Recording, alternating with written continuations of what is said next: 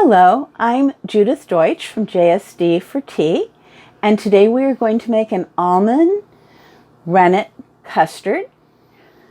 And these are the junket tablets that we will be using. These recipes go back to the 1940s and 50s. It's a wonderful, nostalgic custard, and it's a joy to make. It's very, very simple. And the custard itself feels like a cross between a very, very light flan and a soft-boiled egg. So let's get started. We start with the rennet tablets, and we take 1 tablet and 1 teaspoon of water. Okay, and we put the water in the little cup. And then we cut the tablet out.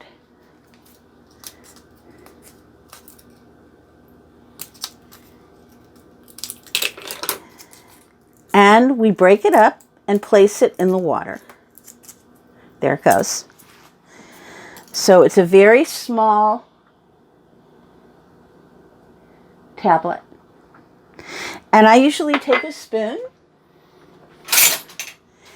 and I press it a little bit against the water to break it up, and it will dissolve. I'm just helping it to do it a little faster. And you can hear it crunch. Okay, so we'll put this aside.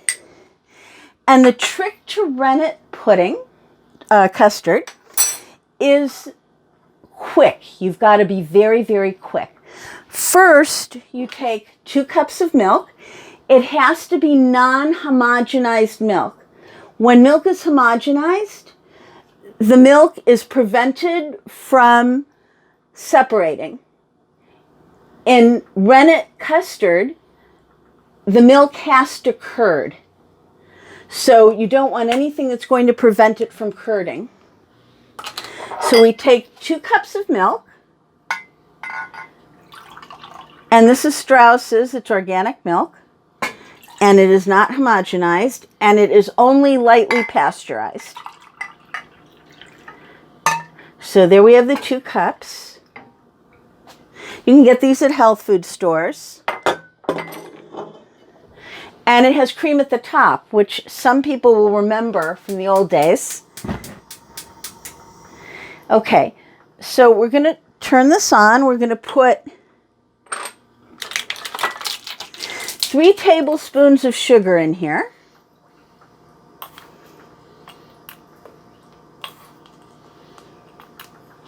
Keep your fire low. And then 1 1/4 teaspoons of your almond flavoring. If you're going to use vanilla, you just need 1 teaspoon, but it's 1 1/4 teaspoons if you're using almond. The package, okay, the rennet package will have directions in it, recipes in it, including the custard recipes. And they also, it's used in ice cream as well, freezer ice cream. So you don't have to have an ice cream maker. So I'm just going to stir this a little bit. We do not want this to get very hot. We don't want to destroy the rennet. So we have here a thermometer. It's a candy thermometer. You start when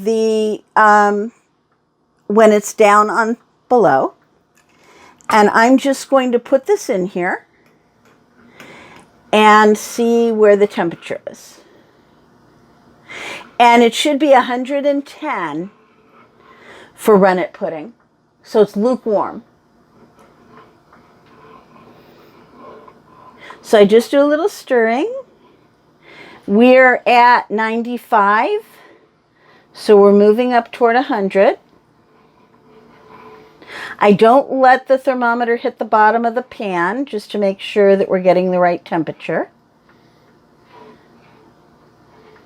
And you have to watch very carefully because it happens very quickly. Okay, we're at 100. Candy thermometers are very inexpensive. They're under $5. So if you don't have one, any of your cook stores will carry them. They're handy for a lot of different things. Okay, we are at 110. We're going to turn this off. I'm going to test a little bit on my palm to make sure it's lukewarm. Yeah. Again, if it gets too hot, it isn't going to work. Now you can see that the rennet has dissolved. So I'm going to take the spoon. I'm going to do a little bit of stirring of it. This is where you have to be fast. We're going to pour the rennet into the milk. We're going to stir 5 times.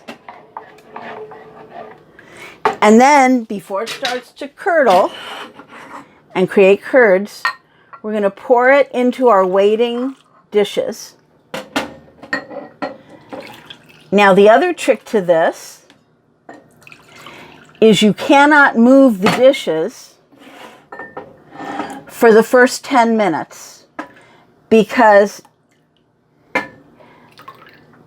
your milk is going to curd and settle.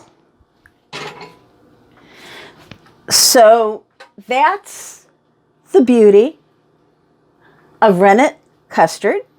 It's done. It takes 10 minutes to set, and then you refrigerate it. And this is one I made earlier. It sat for 10 minutes, and then we put it in the refrigerator for about an hour. And I want to show you the texture. You can see how it's jiggly and how light and fluffy it is on the spoon.